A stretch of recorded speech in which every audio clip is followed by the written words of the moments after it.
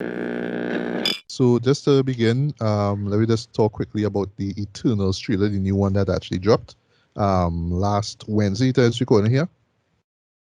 And well, just to get this out of the way, I just in love with just the look of it. This looks very large and life, very very grandiose. And it's funny too because Chloe Zhao was pretty much saying the same thing for Dune, right? And she was saying that you Right. have to see it on the biggest screen possible now. So I Yeah. really like Yeah. watching this trailer. I'm like, yeah, I need to see this on IMAX as well. Right. I do like Right. the fact that they give you a little hint into who these characters are, and well, of course, the big question, how they show up, why they show up, and their relation to what happened with Thanos in Infinity War. Right. And they explain it, right? Basically saying that when things were sorted back, basically that's when they return now. And kind of hinted at some big event that's going to take place in 7 days. Right. Also, the idea that they were on Earth for like 7,000 years, and their sole purpose basically was just to protect humanity from these creatures called the deviants. But the Right. big question is, well, where were you guys when Right. Thanos was doing his thing now? So I Right. like that this trailer, or at least the film itself, addresses that. Yeah.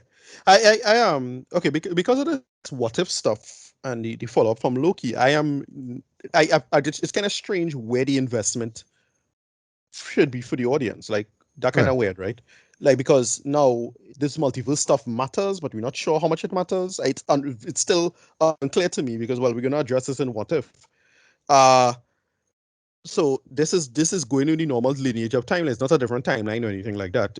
It you know in the same quote unquote not sacred timeline, but it's assumably same continuity because now the sacred timeline is doesn't exist anymore, and it's still it. Well, to me, it's. I mean, I suppose some nerd on the internet will explain to me exactly what happening, but the continuity is now reformed strangely. So now I have to care about this, but not really. I'm not sure what's going on here with respect to that. But yeah, yeah, they're treating it as if the timeline is normal, and well, okay, so all of this crazy stuff about the deviants and who they are and the Eternals and who they are. It's insane, absolutely insane how much crap and backstory these characters have. It's Oh, ridiculous. I serious. mean, it's Hmm. Jack Kirby, so it have a Right. whole Mhm. story. A quick recommendation if you want to catch up on it actually. Which I So, do because I yeah, don't know anything about these yeah, characters at all. somebody I just follow online. I actually like a lot of his work and how he does approach things. Even though he kind of have problematic positions at times. Movie Bob, right? He Well, has a good. I follow movie Bob. All right, well, yeah, I'm right, a not a diehard fan of him, but right, I like his style. I like how just yeah. incredibly knowledgeable he is of this material now. Exactly right. So he does I think what I consider a somewhat comprehensive breakdown of the narrative and the backstory behind what happens because what's more interesting is really what happened with what was going on at Marvel at the time and who get kicked out of who and who had to work for who and why Jack Kirby get vexed with who and why and it have all that backstory. So why does these characters shift around and what kind of decisions was made in Marvel at the time. But basically, it does a comprehensive in-universe breakdown. I think it's like 3 or 4 parts. It's a lot. It's like pretty long, in Okay, total. I feel I like sure you could. I must have seen a thumbnail or it for the video Right, of right. it, but I just didn't bother to watch it. But he So does, yeah. thanks So for bringing it up. that's a quick place you could go to this break down this stuff because I vaguely remember half of this stuff. And the thing is because here's the thing with it, because this is not like an interesting concept given to Marvel in particular because it's just the typical charity the god stuff, right? Ancient aliens, that stuff, right? I mean, if you're a fan of Stargate, you like that, and a numerous multitude of sci-fi franchises, illustrate the concept. Um, this not really bringing anything new to the table for me because do you think I'm excited for is really Chloe Zhao and her film techniques to this? Like, it's kind of insane that somebody like Chloe Zhao in the MCU, right? I mean, it's still I kind of know, blows my right? mind a little bit. But yeah, as a trailer, it didn't really wow me. It's just like, all right, it's just a trailer I expected with more action. I Yeah, expected, and that's what I was about to say. 'Cause that's really what we get: just more yeah, action, more more action, yeah, stunning visuals and stuff like right. that. And then And them, just like a little glimpse, or at least a big idea of what the show is about, but not really right, and giving you then everything. right, and then more jokes, like just more jokes. That's it. Like I expected all of this. Nothing about it was like that mind blowing. It's fine. Nothing about it was great as a trailer. It's fine. I'm still slightly worried about the film as being, the angly of the situation, like, it trying to do something and it ended up just kind of falling flat for a lot of people. Like, I can imagine that happening. Still, at least I can imagine that complaint coming down the pipeline, but I expect it to be okay. But yeah, I'll still say in good context, it's not wow me over, and I still don't know why these characters are in the MCU to make me hype for the future of the MCU still, because these characters are still largely unknown. Is an aesthetic that not into, like, I don't know if it still lines up with the rest of the MCU, but look, they have Oscar award winning director doing it, so you know, I mean, that is just it's just the Yeah. sheer it's just the sheer pedigree of the situation, I suppose, right? I think that is the sell, right? That's about it. But yeah, it's a decent thriller. Yeah, I think so too. I mean, nothing overly mind blowing. I totally agree with that. And there's just still things that we still don't know about who characters are and whatnot. Case in point, that one sort of, I forget the type of well, the sort of figure that shows up when they ask the question about Oh yeah, who they were waiting on or oh waiting yeah, for who, something like that. that is oh gosh, the Celestials. Um, Oh, that's the Celestials. Oh, okay. right. Right. So yeah, so again, you could get a whole breakdown of this, but basically, so Peter Quill's father in the Guardians 2 was apparently one of them in the MCU. Like, according to the MCU, he's technically a Celestial, even though that in the comics he's not. But I think they changed it, if I remember correctly, for the test. And then basically Celestials is like the original ancient gods, really really old characters. We see one of them in Guardians 1 actually. Um, get a Oh, quick did we glimpse. know? Yes, when they was running through where the stones come, because that's when they officially introduced the Infinity Stones in the MCU. It was in Guardians 1, right? And it was the Power Stone. Okay, But I at this remember point, that montage actually, but yeah, not call it the at not this point, the yeah. figure, the image. Right. If you go in Guardians 1, have a clip with him. That's when they meet Benicio del Toro's character, Collector, I think. Hmm. Yeah, right. So he had a little video, and he was like, "Oh, look, this thing is really dangerous, and it can blow up planets. So keep it out of the wrong hands." And that was the story. Yeah, and that's pretty much it. Yeah. So yeah, do a breakdown. It's stuff. I'll admit, because the law is so dense, and it doesn't have a conflict that I'm that interested in. I'm not really hyped for it, to be honest. As I said, I'm much more interested in what these smaller characters are doing. And still pretty much everybody gets kind of pissed off at how we didn't get a Spider-Man trailer yet, and we're going on Yeah, with all of that. for all we know, all this complaining that we probably doing minds, next thing you know, they might drop a trailer like tomorrow, like You legit know, tomorrow time Mhm. is recording here now. Yeah, for real.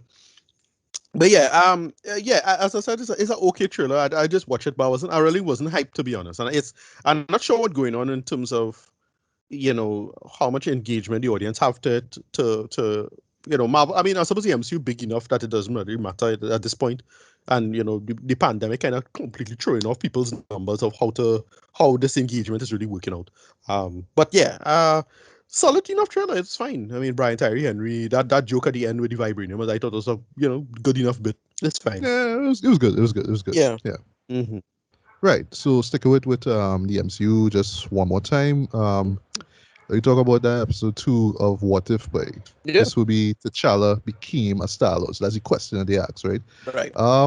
Yeah, Ricardo, you just want to take it away with just a brief synopsis of what this episode was about. Oh, right. So basically, what it was is, yeah. So it's the what if scenario, and what if scenario is basically, it doesn't lead from the Peggy Carter thing, so it's not a similar timeline. Remember, it just splits in the timeline as it is. So you just accepted the MCU canonically up until this point, and then you take the story independently, um, and have evidence of this, going forward. But so it's what if T'Challa became Star Lord. So what happened is that what Yondu, instead of going himself, he decided to give Kraglin and Taserface the job to look for a kid. And both Kraglin and Taserface are idiots. And instead of going for, Because of course they are. yeah, of course they are, because they decide to scan for something that's not on Earth with thing. And then T'Challa, well, presumably he made a different decision by running outside of the bubble of Wakanda. So the ship came for him instead. And as far as the aliens is concerned, it's like, yeah, all humans look the same, which is a nice little nod. I like that little thing, little subtle things I like in this episode. Um, they grab him instead of Quill, and he vanishes. And that's it. T'Challa becomes Star Lord instead, because he wanted to explore, he wanted to leave Wakanda and whatnot. And he's an adventurous little kid. I can't remember if he's roughly the same age as Peter Quill, but I think he is, right? At least how the story frames it. Mm. Same year, 1988. So instead of grabbing Quill coming out of the hospital, it's grabbing T'Challa coming out of the bubble in Wakanda, and that's it. And what they decide to do is say, okay, they take the narrative, counter narrative of saying, well, what if instead of Peter Quill's, cynicism by trauma, what if you have this radical, belligerent optimism of T'Challa? Because that's basically his attitude. This very radical hopefulness about the universe and people. And yeah, that alone just like causes a massive shift in the situation. And yeah, in my opinion, it was an excellent episode. I absolutely loved it. And a Yeah, me lot too. of Me fun in too. this. Yeah. Yeah.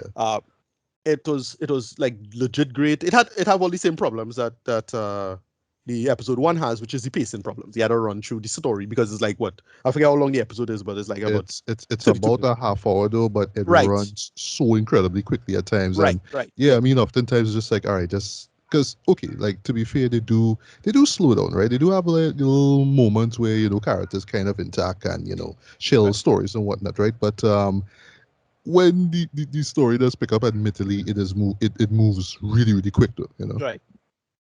And yeah, so he decided so well okay, so it brings in something that's kind of off from Guardians 2, which is what you remember the whole arc of Yondu is remember Yondu knew what was happening to the kids going to Ego, right? He didn't know exactly the full nature of the situation, but he knew kids was going and not coming back out, right? So it's presumed that they were being killed, which was the case, and that ran into his guilt and is the main reason why he kept Peter Quill away from Ego. So yeah, I was enjoying it for what it was again because it changed the dynamic of how T'Challa's weak, T'Challa's influence on the galaxy as opposed to Peter Quill's. As I say, the comparison I make from before is uh, Peter Quill was driven by grief, right? His mom just died from cancer. He has no power in his life, and then he gets grabbed by aliens, and he's entirely driven by grief. That's his entire character arc of not trusting people, having a hard time to grow up and finding love, and so on and so forth. In the case of T'Challa, is the exact opposite. He didn't grow up with any kind of that kind of trauma or anything like that. He grew up a relatively sheltered, great life. And for him to grow up, so you have this blatant optimism in the world, and it changes the galaxy vastly. Like you get to see some big choices, some big changes, and it's great. I loved all of them. Most of them made sense. Yeah. First one, the big one, the Ravagers going clean. Nice one. Yeah. They're not really criminals anymore. Not in the classical sense. They're mercenaries, but they're more like good outlaws. Kind of chaotic good. Yeah, They use doing all a they use kind of a Robin Hood kind of thing. And oh Robin yes, Hood great thing. Yeah, point with the sorry, good joke with the Robin Leech. That you're that right. that joke had me good. Right, I was like, right. aha, In I guess it. 1980s, yeah, Yeah. because they wasn't on Earth since 1980s, which makes sense. Yeah, um, yeah, and then well, the second big one, Thanos. I absolutely I love what they did. loved that. Yeah, And oh well, just a cut for a bit, right? One thing that I dug about this episode, way is that you're hearing the characters' voices. In my head, I was like, wait, yeah, that's not Josh Brolin, right? it So is. you like when Yeah, it's like, wait, yeah, that's they, him. yeah, So because I just thought like for like with the previous episode that like they just got some people to replace the big actors. Like, I mean, like case in point, oh gosh, the Batista's character, like yeah, when he shows up, when he makes a little, guest appearance, I was like, well, yeah, of course they wouldn't have bring Dave on board to do this, right? But still, like when you're hearing Josh Brolin, when you're hearing Karen yeah. Gillan and other characters, dude, Michael Rooker, like I was hearing the voice, Michael like that's Rooker, Michael yeah, Rooker come back, voice, yeah. or someone Yeah, else's. they got back almost everyone. And from what I understand, I think the only person who outright declined was what do you call him? Chris Pratt as Quill. I think he outright declined. He's the only person who didn't go back up because I don't know, contract reasons or whatever it is. No, but then And again, we didn't see an adult version of him anyway, so it doesn't matter. well, we saw him in the ending. I don't think Right. Oh well, I don't think he spoke. well, technically as a teenager, but you know what I mean. No, it's the same age, you know. That's the Oh, same age okay. of the Well, character. shit. All Remember, right. time. The whole point is the time, the same amount of time passed now. Mhm. So it's Yes, presumably yes, yes, yes. 2001, That's true. Sorry, right? no, I misread that final scene as taking place in the 80s. I should have known. Duh. No, Right. no, no. It's him, right? It's him as an adult because he's working in Dairy Queen or something like that. Yeah, Dairy Queen. Yeah. Up the floor. But no. I think that, and then with Dave Bautista, if I remember correctly, I think I read the backstory is that he didn't know that this was a thing. So like I think his agent messed up because he would have picked up and did he'd have picked up and did the did the voice now. But from what I understand, his agent kind of messed up. I think so. I hear that. Okay, However, okay. anyway, as it is, yeah, they bring back everybody, almost everybody come back. They get what's her name, Killian for Nebula. She was great.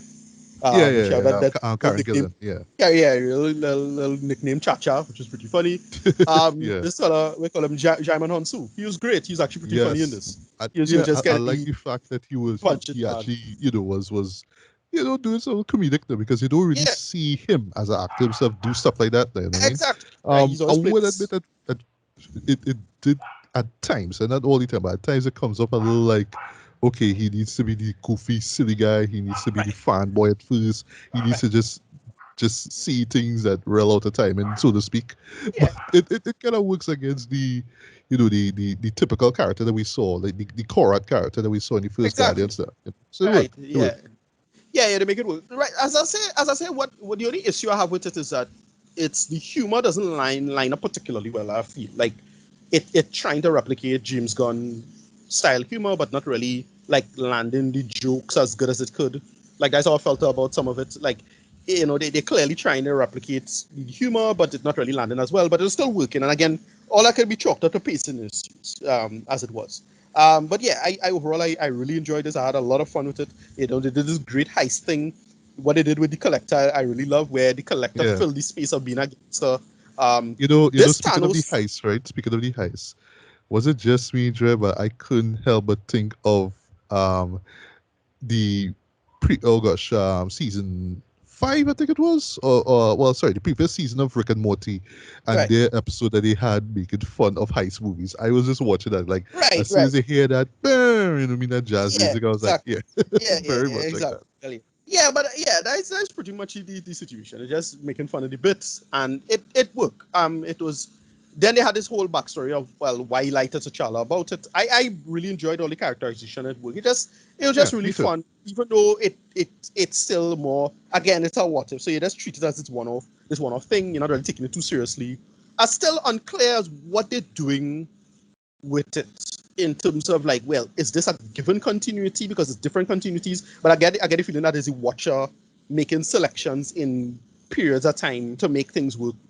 Um, that's how again the feeling what going on with that because because it's a is a distinct continuity from the Peggy Carter narrative, right?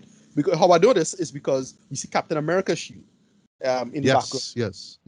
Yeah, and it's like, oh shit, they take down Captain America, he beat Thor, and then Collector defeats Hela somehow, and I wondered how the hell he beat Hela. He probably Yeah. had, he probably used a couple of Infinity Stones or something, right? Mm. But yeah, I just had a lot of fun with this. It was really charming. I really love how the main focus of it that makes it work is the just the hopefulness of Chadwick Boseman's character, like the hopefulness of T'Challa, and why that works in the context of the narrative. They just is one small thing, the right man in the wrong place can make all the difference in the world, and they make it work. It really feels different. And then the ending is, oh shit, like it's an ending that they can't really do much about given what we know about Ego. So that's a nice little ending. You want to know if that'll continue as it is. And yeah, as usual with all of this what if stuff is that it's clearly Marvel doing test kitchen stuff, right? They trying and seeing what people like, maybe not, and they're playing with it and going forward with it. And have all these great back and forths about it. They bring back Seth Green as Howdy Doctor. Like what the hell? I know, right? Yeah. I think this is the most we've heard from Howard the Duck in the MCU thus far, right? Right. Yeah, I don't Yeah. think. Yeah, he didn't speak all that much. He just had one line in Guardians One, I think, and then we should. I can't remember if he speaks in Guardians Two. I think it was a one-off thing as well, Mm. and then he makes a very small appearance in Endgame, right? I think that's about it. Yeah, I dug the hell out of this. I had a lot of fun with it. I can't be mad at any of this, to be honest. But it's just great. Yeah, I agree. If I just have like like, so these are just like minor gripes, right? Just a couple. So for me, I do admit that yes, it does move at a incredibly fast pace. Not as much as the previous episode, but I just felt Mhm. like in terms of, oh, well, this is what it's about, and we need to do this heist and all that kind of stuff. And then when it even gets to the action scenes, things tend to move a little quick, a little too quick, right? Also, I kind of didn't really like the inclusion of, because not a lot, right? Oh gosh, the watcher doing these voiceovers. Like, I just Right, kind of went in thinking he just opens and closes the show, a la Rod Serling. right, But no, we never so often kind of squeezes and says, "Well, this is what T'Challa's doing," and then he asks a question about what it is, like, if your destiny, sorry, determined by your nature or the nature right. of your will. Now, like, you could have just brought it up at the very beginning of the show. You know what I mean? There's kind of squeezing in this, but I understand why they had to kind of tell people, this is why these things are happening. This is what we're Right. going for with the show. But I Yeah, just felt yeah. open and close, right? Twilight Zone Yeah, shit, like right? yeah. So this watcher is presumably the same watcher watching everything. And Right, and you see as I him said, doing it to her, but it almost like, right, okay, while I'm watching this, I'm gonna tell the audience what's going on and how I right, really right, think this is right, gonna play out. It's like, all right, bro, let me just see how it plays. right, Then when it end, you will share your thoughts, right? right. Yeah, You're it's the true. watching. You don't have to talk to us, Right, right. Yeah, it's the true line of the whole thing. But yeah, as I say, it works for what it is. And that's the whole joke. I mean, they make a lot of great jokes in this, like Thanos. Everybody kind of calling him out of the genocide thing and how it's a really Yes, dumb plan. I love that. They make fun of, yeah. There's all the like the usual shit that the audience. That's what the MCU just do. It'll take the audience feedback and then put it into the dialogue. Going forward, like they like to do that. So that's what it is. Yeah.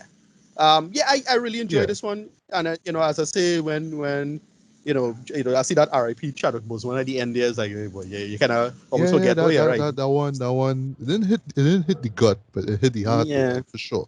Now that And you another, could just tell that, sorry to cut, but you could just tell that the cast around him, right? Because I don't want to assume that everybody just kind of record all their lines at the same time, right? Maybe they not, right? right, Maybe Chadwick did his thing separate with a couple other people alongside him, right? But right, you could just right. You could just kind of feel how everybody was just doing this, like, to pay tribute to him. That they were having fun.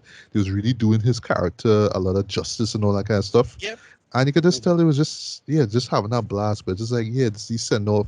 They would make this as fun and as upbeat as possible. You know what I mean? Yeah, and everybody just did their thing, man. I was glad to hear Benicio del Toro. yep, Um, Something about how this guy talks, the collector talks, is so funny to me. I right, don't know, it's weird, sci-fi stuff that, because he's an alien, he could talk weird. How he just says things, I mean. There are so much Easter eggs in this show, sorry, episode, so much references and callbacks, but it's yeah, ridiculous, shit. But I love that, at least with this episode, they didn't go too far with it, right? It was just like, oh, yeah, that's cool. It yeah. was for Like the we fans, right? saw like a couple ships. We see a couple ships in the background. Like we see Thor ship, the ship using Thor Ragnarok, Yes, for yes, example. yes, yes. Little things like that. It's all these little things. Yeah. Um, Didn't expect to see oh gosh, what do you call them, by the Black Order, right. Yeah, how they do that. the team. Didn't expect to see Karina in this, you know what I mean? It was just all these characters, and you could just tell, like, everybody behind the scenes just kind of came together, like, yeah, we're just going to make this episode as bright as we can, you know what I mean? And just that, just the perfect send off, as perfect as possible, now for T'Challa. So, as far as, well, I mean, Chadwick Boseman is Chadwick Boseman right now. His reveal, like, the first shot where you see him when he walks into the light, though, I mean, that's just masterful in my opinion. Yep. I know the animation is still hit or miss for some people, but I've gotten used to it right by now. I know it's just 2 episodes, but again, Yeah. used to it. Just sometimes the facial features could be kind of iffy. Like, case in Right. point, Nebula, I find, like, her face, and, like, when she talks, it looks kind of weird. You know what I mean? Like, Yeah. the animation style. You know what I mean? But I just like how unpredictable the story was. I love the callbacks. I love the inclusion of Thanos in this. That was hilarious. I Yeah. just see lines that he give, you know what I mean? And it was just overall just tons of fun, man. So I mean, this is just the second episode we got so far. Do I like the fact that this includes it, that that Marvel Studios wasn't like, all right, we could put this as a episode 4 or 5 somewhere in the middle, or maybe as a finale. It was like, no, we're gonna drop this right now. You know what I mean? Like Right, we get people to talk about this, right? So who knows what we're gonna get in the next couple of days? Sorry, next few days as what if goes. But right, for the most part, I am enjoying this. I'm enjoying this so far, man. But like I right. said last week, I have a feeling they they up to something. They up to something. It can't just be Twilight Zone fan fiction for the sake of Twilight Zone fan Well, that's fiction. the thing. I know. Doing something, I but do think there's I do think there's a true line because we see them coming together in the trailer. So it's some kind of multiversal shenanigans that the watcher might be up to ultimately. Now. But it's kind of weird because it's not the same continuity. So it's a bunch of different continuities coming together as one continuity. Really sure what's going on there, right? It's unclear. The idea because the thing is, even though the multiverse has been created because of the end of Loki, they still can interact with each other for some reason or the other, right? Eventually, Nathaniel Richards is going to discover, the multiverse stuff and cause chaos, the new chaos, right? We'll see. I don't know what they're doing with this Watcher stuff and how it will play out, but it's gonna be interesting, right? yeah, indeed, indeed. And just well, still sticking with superhero stuff for a bit. Now we're gonna go to some DC stuff, right? So now we're finally gonna talk about Superman and Lois season one. This is the Mm-hmm. new. Well, this was a new show, you know what I mean, from the CW. It's in the Arrowverse, and technically you could say it's a spin-off of Supergirl, because this was the first time that we Right. saw Tyler Hoechlin. I think Hoechlin. I think Heckling. that's it. Heckling. Hecklin, Heckling. right? Right. Right. I just seen the HOE, right? So you're Yeah, taking yeah, the yeah. HO, right? So my bad, right? Yeah, So yeah. Tyler Hecklin, right? I mean, as Superman, right? And I'll never forget when he made his appearance in the season 2 premiere of Supergirl, and we were like, yeah, Yeah. I mean, you know, it was good. It was good. You know what And I mean? then this I like how all of this is going on when everybody was still sour over Batman with Superman. So yeah. yes, yes, yes, yes. So seeing him there was like a breath of fresh air. Yeah. And it wasn't Christopher Reeve or Dean Cain Superman, but it Right. felt like a contemporary version of that. Where it's like, yeah, I Yeah. mean, I'm Superman, I'll fly, I'll save the day, I'll kick some ass, but at the same time, what I mean, I'll have a little smile on my face. I'll, say some funny or some quirky or whatever. You know what I mean? Or Like he be adorable, that's the same. Yes, adorable. Yes, yes, yes. Right. Which is something that certainly Man of Steel and Batman v Superman kind of forget about Clark, right? I mean, no Yeah. disrespect to you know to the actor and whatnot, right? But anyway, so I'll just do a quick synopsis on what the season was about, right? So it centers on, well, Superman and Lois, right? So Clark Kent and Lois Lane, played by Tyler Hecklin and Elizabeth Tulloch. Mhm. Both of whom, sorry, have appeared on Supergirl, right? Throughout the run thus far. So they in Metropolis they're doing a thing. We get this great actually back well sorry sort of montage like backstory in terms of Superman's first introduction into the world of Metropolis, where he met where Clark Kent met Lois for the first time. They got Right. married, where he actually reveals her powers to her and all that stuff, right? And it's lovely, right? Also, they touch on both Clark's mom's, well, sorry, well, father's, and then his mom's death, right? Yeah. But the mom's death was quite recent, right? And this pretty much brings him back to his hometown of Smallville, right? And because Lois and Clark technically, are out of a job, so they no longer working with the Daily Planet. Right. It's like, well, all right, we have two sons, twin sons, Jonathan and Jordan. It's like, you know what, well, basically just going off of a promise, well, technically a promise that he made to his mom, right? Yeah, they go back to the family farm basically, right? And they're trying to get by. Well, Lois pretty much have it good, so she ends up working for this small time newspaper place in Smallville itself. Clark, you know what I mean, he eventually becomes this assistant football coach, you know what I mean, but he's just basically wants to be there for his sons, right? And about the sons themselves, we kind of learn basically because this was a question that was lingering in both of their minds now.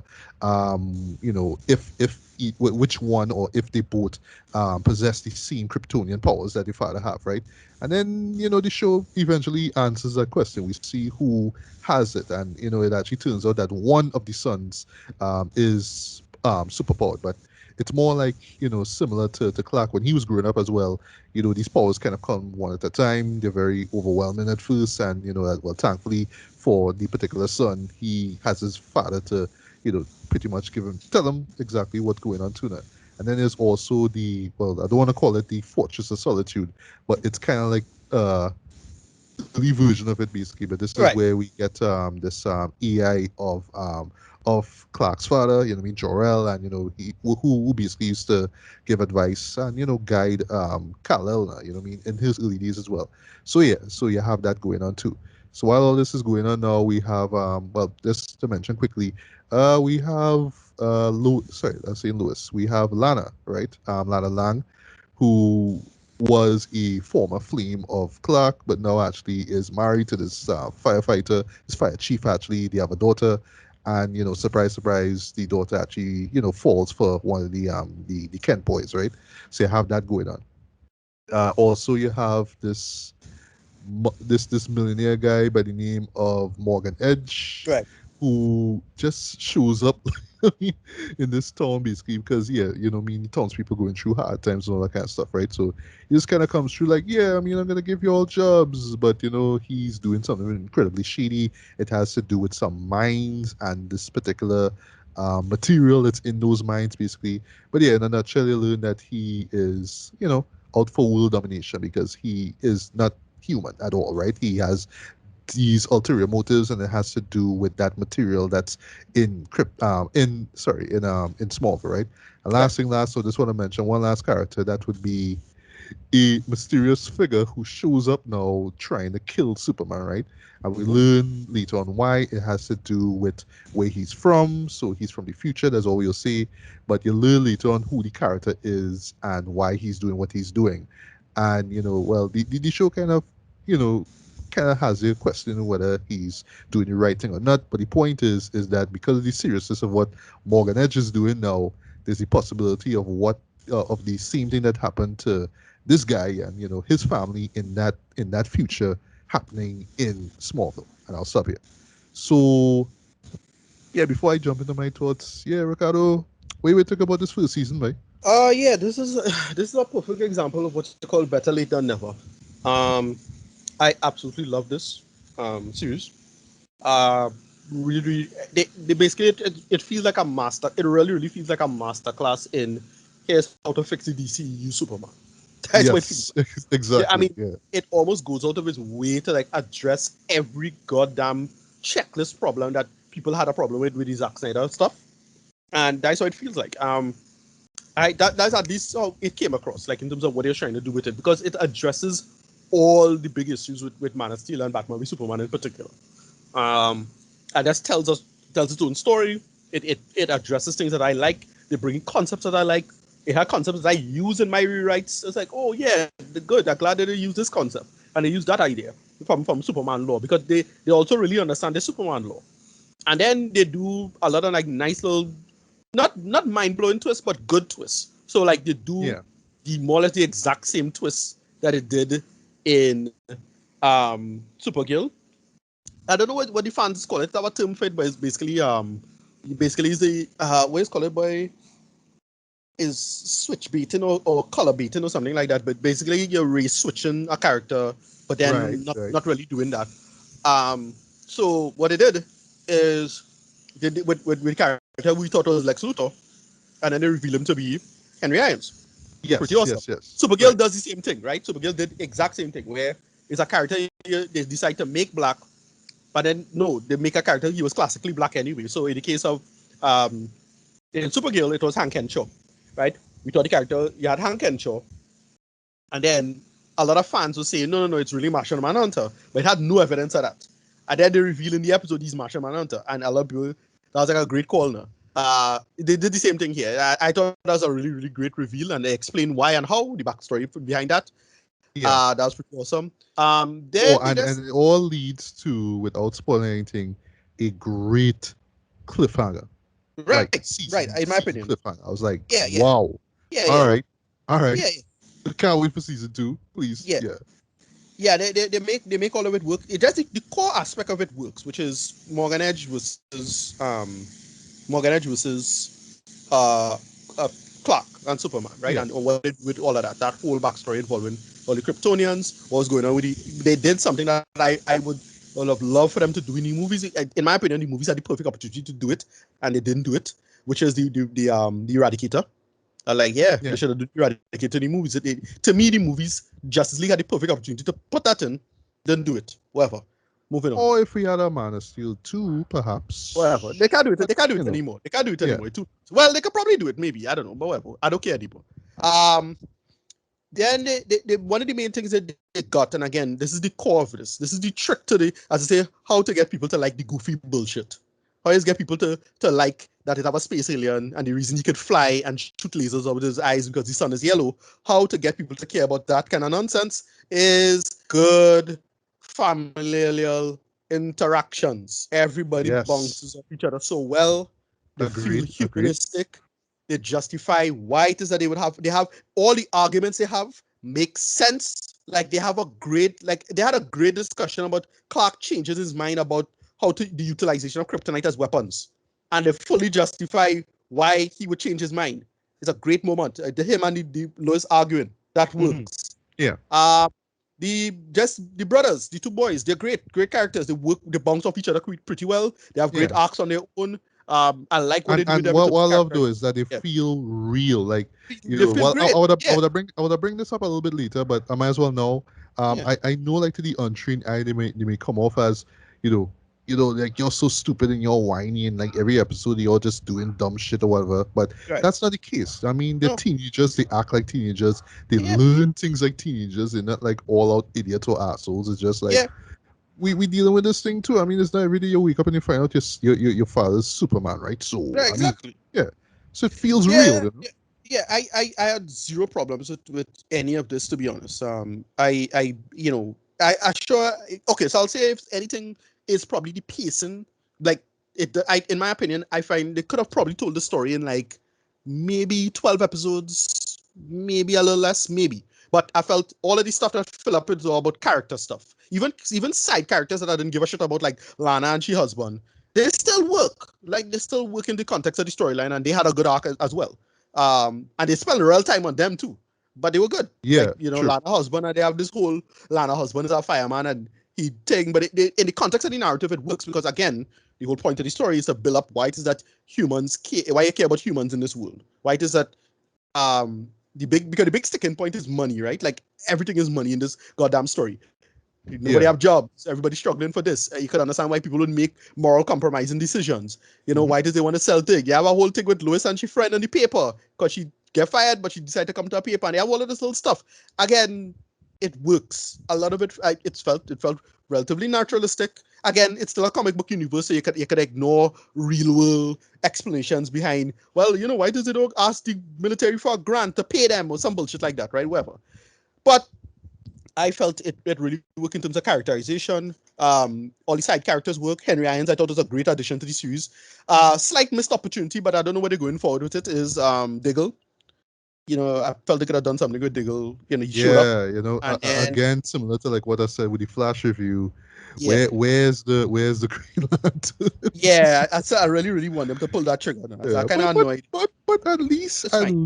at least they give him a little directing gig. Yeah, he directed Yeah, one of the episodes. he direct one of the Him episodes. him and They get him and, oh gosh, Tom Tom Cavanaugh. Cavanaugh. Yeah, Yeah, Tom Cavanaugh did. He did. I don't know if I don't know which episode he did. I know he did the final episode. The he finale. only did the finale. He only did the Right. finale. Okay. Right. Right. Yeah. Okay. Yeah. So I just really enjoyed this. It just felt like they fixed Superman, but It didn't feel like a dumb internet fix. So what I like about it is that it feels like actual effort and talent went into it in the sense of it's not just scratching an itch. Like, a lot of shows just do that. Like, they say, oh, well, the fan base hate this, so therefore let's just do the opposite. And then they just do the most low effort thing, even though they still technically scratch the itch. Sorry to say it, this is what the CW kind of does, right? The CW was just getting this stuff in terms of thing, but I didn't like it as it was. Like, they could do so much more with the CW stuff. The rest of the CW stuff, especially Flash and Supergirl, even though it wasn't the DCU, right? And everybody, the DCU that had such a bad taste in my mouth that the CW stuff was just kind of the ginger and wasabi of just clearing that palette. That's all it was. But it wasn't like special on its own. Like, I'm just going to be clear about that. This makes an effort. Another thing, just small thing, and I'll then you could go on. Shut up. Is they spend the money very intelligently. It Yes, looks great. that's actually what I was going to start off with. But yeah, go Yeah, ahead. it looks great. They, you could see the cutting. They kind of had to cut corners here and there, but where they cut corners smart. But ultimately, everything looks great. Like, I have very little problem with the action. Again, it's still a TV budget. I'm expecting much, but it's spending money smart. Like, and they do the same. A lot of the Supergirl stuff and the Flash stuff where you'll just hear a sound effect and the character will change, do something off camera or something like that because they can't afford the budget for that little, special effect shot or whatever it is. But they make it work, and the arc and where they resolve the whole story with in terms of the action and in terms of the what they had to do with telling the story visually, all of it works.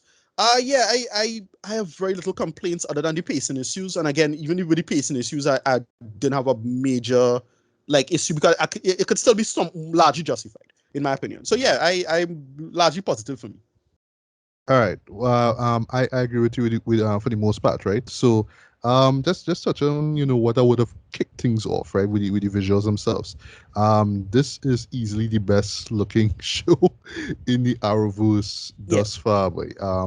And I really love how they just really went out of the way to not make this film look sorry, not make the series look all too cinematic, but right. close to it as well. Like, it really doesn't feel like it looks like you're watching a modern, I use this term loosely, TV shows. Not like, okay, well, we have to stick with this sort of, plastic, quote unquote, TV look. In Right. this one, we're going to make sure that everything looks great. Some great establishing shots, great color correction, great use of color, all these things. I mean, we want to make this thing look great, right? I thought that they just knocked it out of the park with that, right? But yeah, I thoroughly enjoyed this. I was surprised at the level of effort that they put into the show, Yeah. from the music to even the title card that opens and Yeah. closes the show. Yeah. Just so much they Yeah, put into it this looks thing, right? movie quality. They really tried to do that. Like Exactly. again, all the problems I have with Snyder stuff. Snyder should just look good. Like, you can't be mad at it. I actually am in the camp that really defends it, especially Man of Steel. I thought Man of Steel looked great.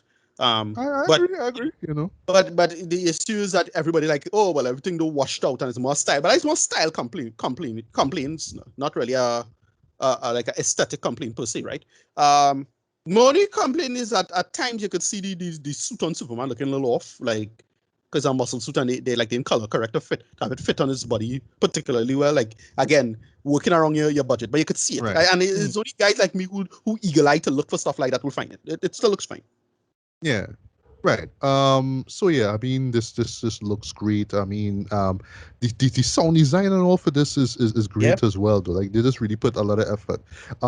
It really does feel like, okay, so all your people who was just hating on Man of Steel, or just maybe was wondering how Man of Steel would have worked if it was in a TV series. Yeah, this is Right. this is what the show is, right? Yeah. I thought that the acting was just great from top to bottom. Yes. From Tyler, who plays Superman, to Elizabeth, who plays Lois. I love their back and forths. What I mean, their banters as well too. There's a lot of okay. So I know this would be a issue for some people, but there's a lot of family disputes, a lot of disputes. Right. Sorry, in the show. Especially with the Kents and the well, not it's not the Langs, it's the Cushings, right? Because Yeah, she the got guy that married. Lana married Yeah. is called his name is Kyle Cushing, right? Um, who I assume is a new character that they invent for this show, right? But yeah, I have no idea. It's possible that I think so. he's a character, but I don't know. Yeah, Yeah, I it's believe so. possible. Yeah, Okay. right. So a lot of quarrels between the two, and then especially the fact that they have kids. So it's like you got to do that, right? Speaking of kids, though, like, I understand that well, Kyle and Lana's daughter, that would be what's her face? That would be Sarah, right? I mean, yeah, it's understandable with her being, ever so often rebellious. So, you know what I mean, just talking out on she parents, all that kind of stuff. But you have you have a younger sister though, Sophie, I think her name is, and she's Right. like barely in the show, and they like barely give her anything to do. She's just she's just the young daughter who just kind of watches everybody else quarrel or do Right. things, right? Not saying you should put her in the middle of danger or whatnot or give she some backstory. But it's like, well, she in the show, like, give she something to do. That so just kind of walk around aimlessly, right? But anyway, as far as like the kids go with the kids, right? Jonathan and Jordan, I thought Yeah. that just acting wise, character wise, it was great. They felt believable. There's a great moment in the first episode. I'm not gonna say who.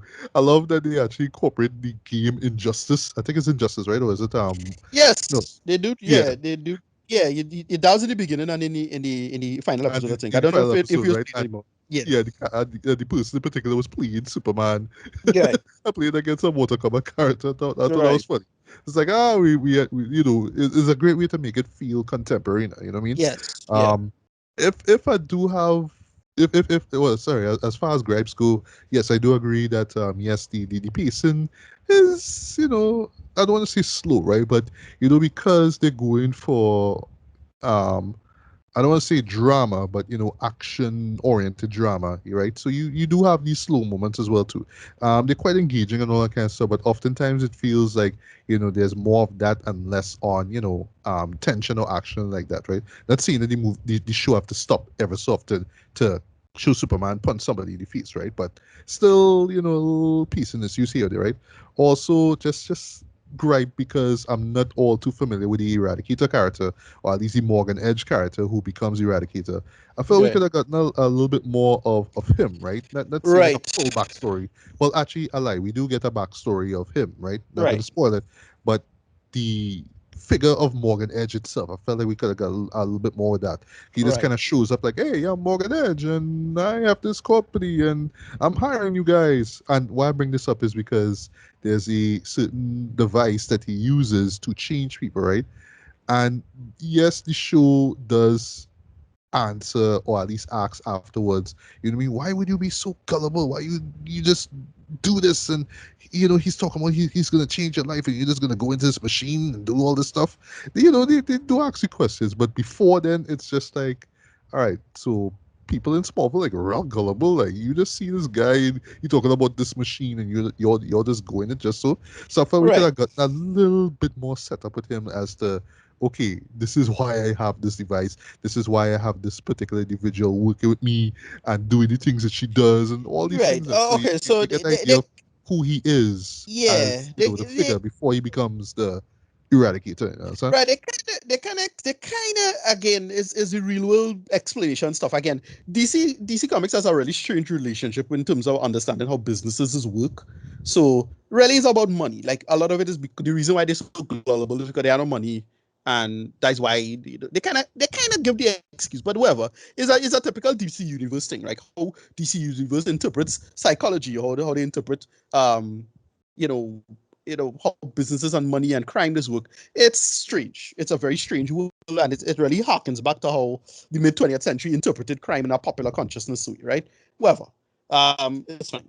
But I Right. didn't that didn't bother me too much. Okay, okay. Yeah, yeah, Also, a doggy character. Well, if I got the main name wrong, forgive me. Wole or Wole Parks, who plays John Henry Irons, right? Who you all yes, should know as Steel. yeah, Thank God it's not played by Shaquille O'Neal anymore. yeah, for real. But I do like the fact that post Steel 1997, DC and Warner Brothers really go out of the way to show.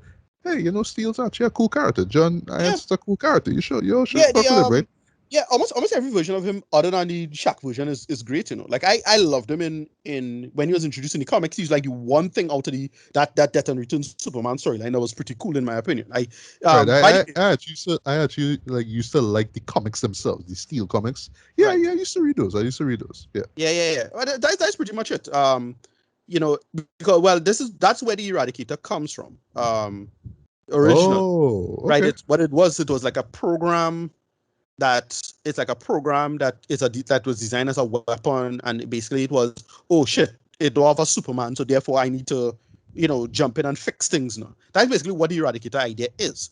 But they decided to change it up in this paradigm by having it be like connected to Zod. Like I'm still not sure what the like Kryptonian mythology stuff is they're doing in this universe necessarily. And because like I'm not sure if because everything reset, literally resetted, we're not gonna necessarily be using the Supergirl stuff, right? Because Supergirl is one universe and now this is a new universe. So I'm not sure what they're doing with that now. However, we'll see. Yeah, I'm speaking of Zod though. I felt we could have okay, not like explicitly shown Zod though, but I do like the idea of how Zod is incorporated into the show though. But if I have another gripe though, because they don't really utilize that much, it kind of feels like fan service in a sense. Like okay, Right. well, because we're trying to do a better version of Man of Steel, we kind of have to have Zod, right? But you can't have Morgan Edge be Zod because he's going to be something else. So Right. let's have a character, not going to say who become Zod, right? And then, Right. well, slight spoiler, it's only for a moment, right? That's all Yeah. you'll see.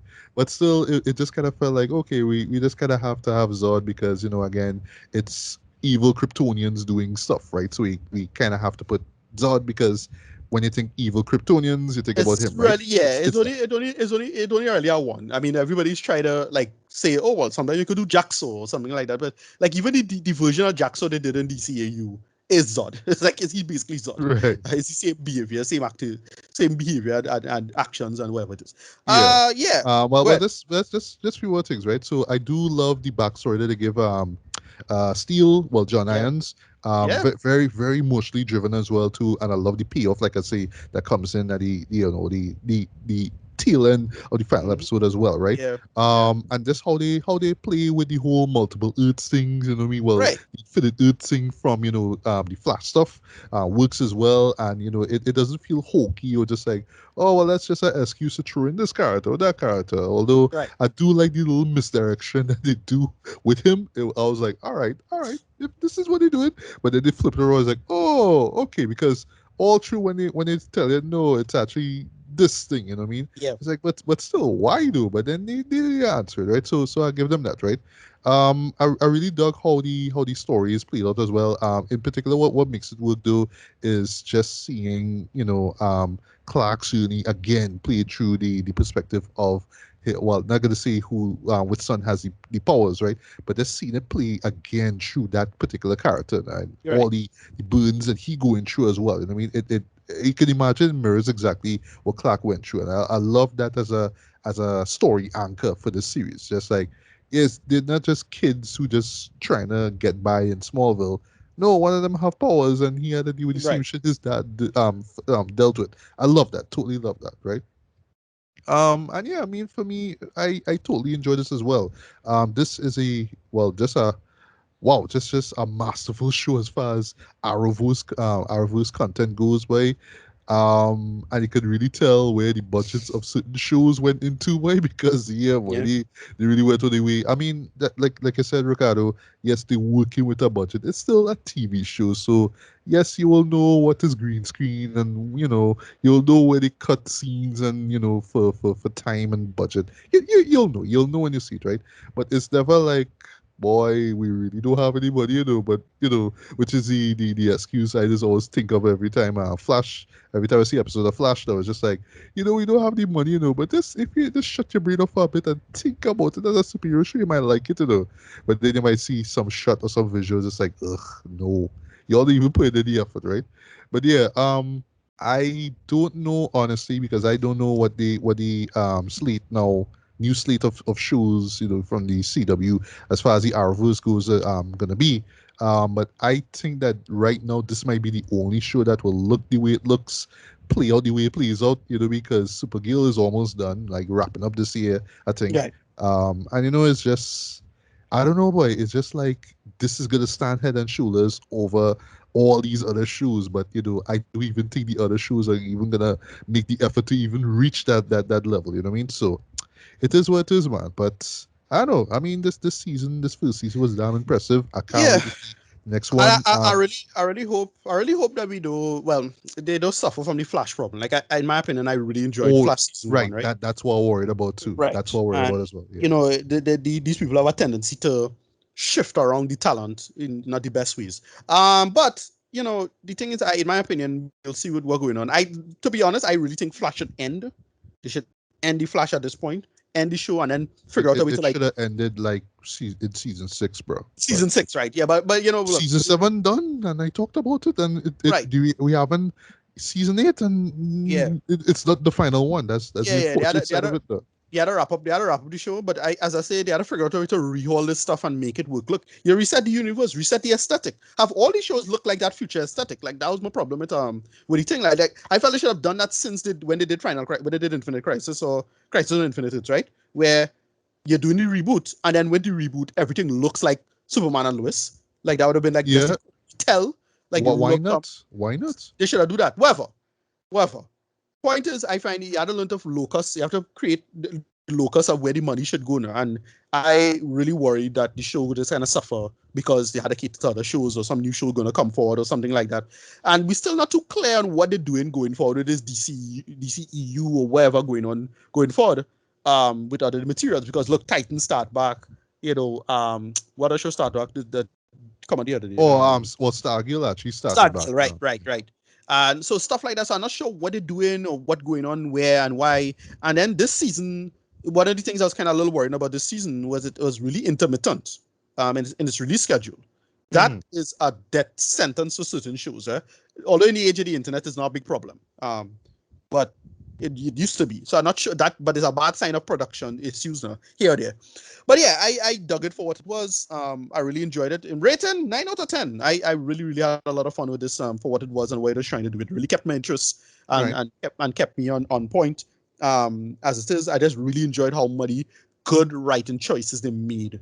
Right? If you're a fan of Superman and you know what to look for, they made a lot of great little decisions and calls. So I was like, yep, that's a smart call. That's a good way to address that. There's a multitude of issues. And in the context of the Superman and Clark as a character. It works. Great. Loved it. Yeah, it does. So while my rating isn't as high as yours, but I do understand why you have it as high. For me, it's a strong 4 out of 5, man. This is truly a step in the right direction, though. As you mentioned, Titans and Stargirl, though, I feel like those three are in their own specific camp, while Flash and Supergirl and Legends and to extent Batwoman are in the other side of the spectrum now. You know what I mean? So yeah, I mean. It's in the it crowd basically right now, right? While the others is just like, been there, done that, right? But still excited for season 2 though. I do hope that this show doesn't do a full 10 season run like Smallville. God forbid if it does. But I don't want it to overstay its welcome. You know what I mean, if it could just go for 4 or 5 seasons and then just end, I will have no problem with that, right? But CW's on to something here, man. So yeah, can't wait for season 2. Yeah.